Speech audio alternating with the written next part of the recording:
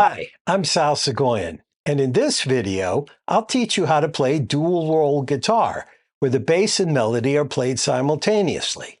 So hit the pause button, get your guitar, and let's change the way you think about music.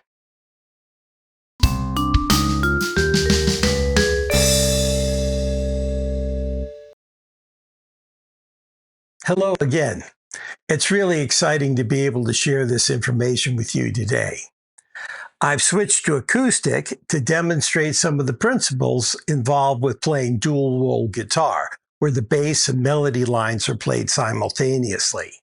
To begin with, I'll introduce you to a short 16-bar piece that I wrote to teach myself how to play this style of music.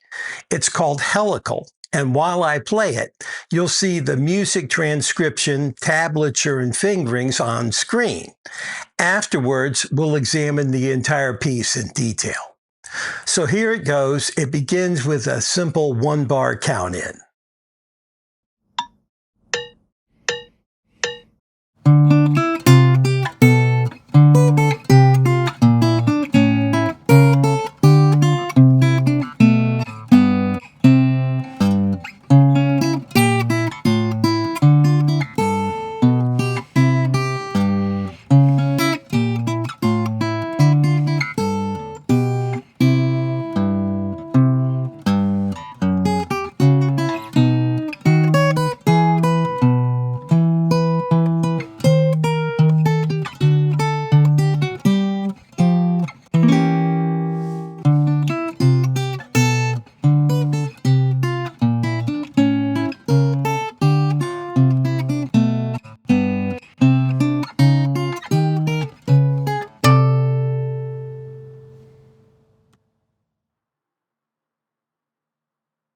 You'll be able to repeat that section as much as you need to as you learn the piece.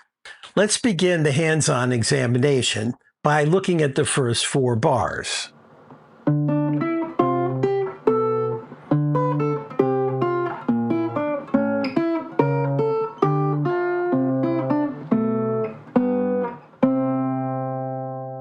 Harmonically, that's pretty simple. It's in the key of C. It begins on the 2 minor 7 chord, D minor 7, G7, C major, B flat 7, A7, D minor 7, G7, back to C major. Now let's look at the 2 musical lines, beginning with the bass line. The bass line is in quarter notes. It begins on the 1 of the 2 minor 7 chord, which is D, and it sounds like this. D, C, B, D, C, B flat, A, C sharp, D, C, B, G, C.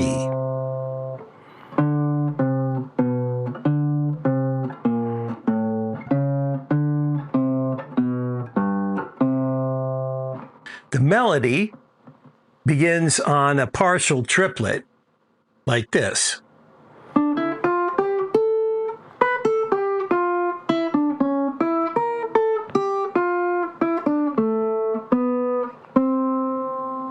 And then combined, it sounds like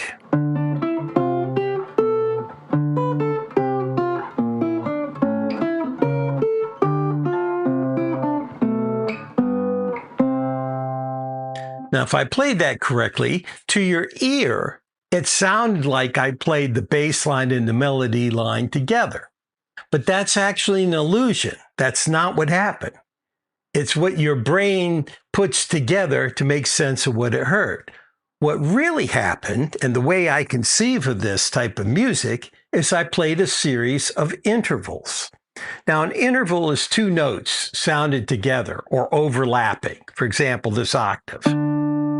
One of the notes could be anticipating the other, or delayed behind the other, or either way.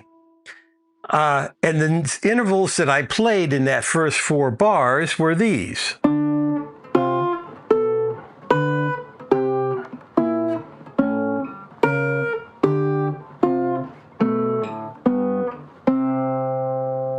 Each of the bass notes, each of the quarter notes, is the bottom note of an interval. connected to a melody note, one or more melody notes above it. So in this style of music, the intervals can be extended by adding extra melody notes moving in either an upward or downward direction. For the first 3 intervals, it was all extended upward like this. Now, could have been downward, or even a combination of the two. It depends on what you're hearing or what the composition is as to which direction it goes. But the principle is the same. The intervals are extended with melody notes moving either upward or downward. And that's the principle, that's the secret behind dual roll guitar, is that by playing a series of connected extended intervals, your mind hears both the bass line and melody lines played simultaneously. And that's what this piece and music is about. Now, when you're playing this kind of music, there's 3 things you need to keep in mind. The first is this.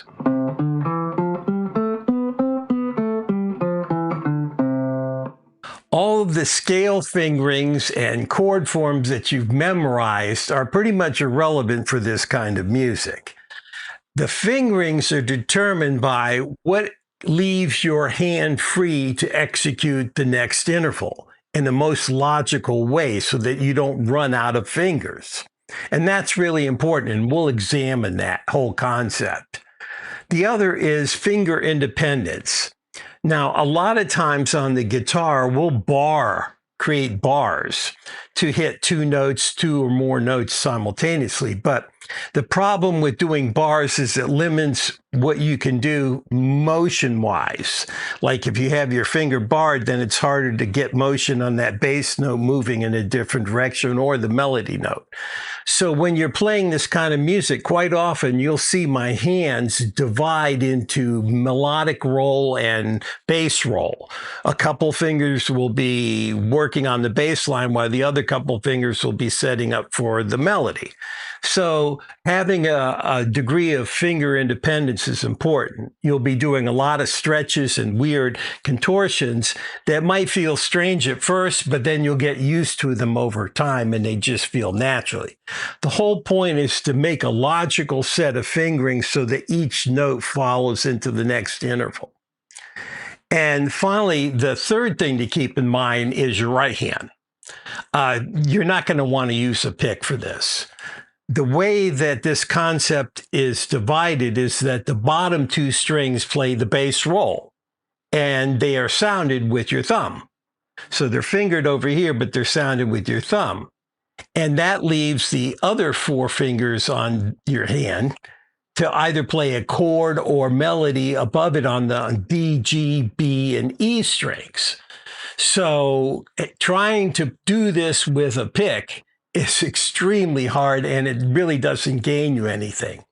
If you switch between this style of playing and your normal playing, you might figure out a way to keep your pick on your guitar or some way that you can get to it easily to switch back and forth if you're a pick user.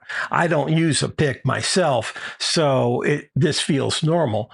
But for this kind of roll, you'll definitely want to not use a pick.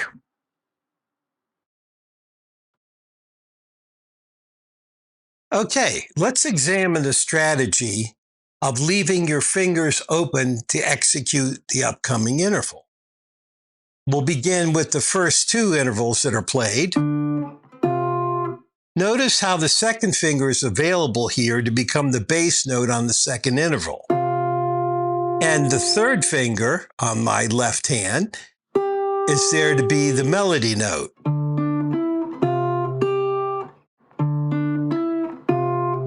Then the whole shape is moved down while the first finger moves up a string. Now the upcoming interval is the first and fourth. And this is one of the 2 times during the piece where I do use a bar. because the melody note on the top is going to be the A. B going to A. And I'm fingering with the first and fourth so that I can leave these two fingers open to execute the next interval. Here we go.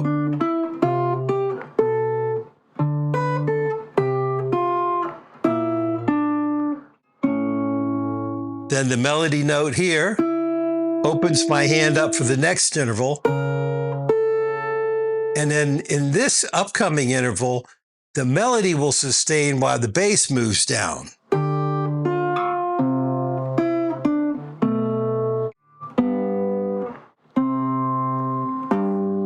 Then I take this same shape, move it up a half step for the diminished chord. Notice how I'm fingering with the first and fourth and the melody with the third. That leaves the second available to come up and become the bass note. Now here's independence.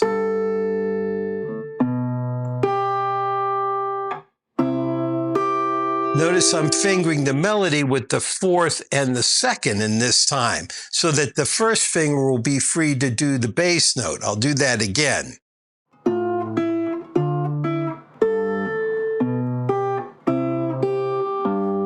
Then a diminish.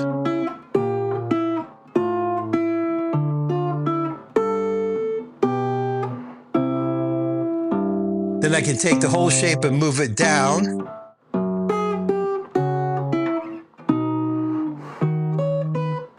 Notice again finger independence. Then this jump here where I'm playing the second and the fourth. I'm moving all the way up from here up to here.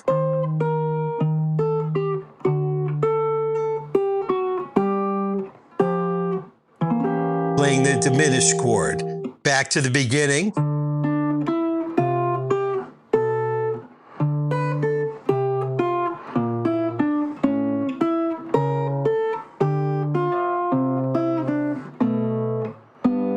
Then the ending.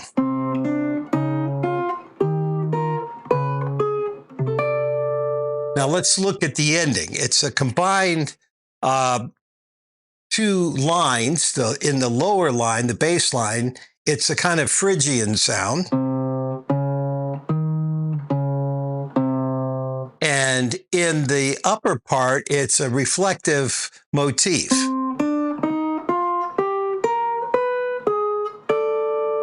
Like that. And the intervals are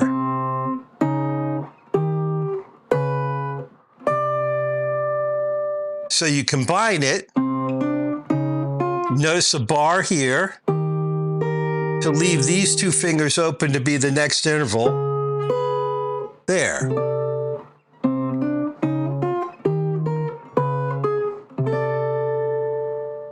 So that's the basic fingering logic behind this piece. And that's how you approach this kind of music, dual role playing guitar, where you need to keep a certain level of independence in how your fingering hand functions.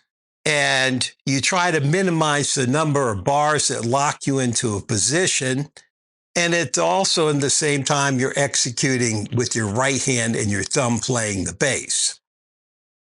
Now, I'll play the same piece again, but I'll switch to my Strandberg MIDI guitar. And it's important to emphasize what MIDI brings to this whole process. Because in MIDI guitar, each of the strings can be assigned its own digital instrument. What I do is I assign an upright bass sound to the lower two strings and some kind of melodic or chordal instrument to the top, sometimes vibraphone, piano, or even trombone. And the contrast in the sound of those instruments emphasizes the illusion that we're playing two melodies simultaneously together, two different musical lines together, the bass and the melody. And the MIDI part of this equation really emphasizes that and convinces your ear that this illusion is a reality. So I'm going to switch to that. And before I do, I just want to thank you for listening and participating in this. And please leave your suggestions and questions in the comments section. And if you like, please subscribe so that I can do some more of these type of videos. Thank you very much and enjoy this.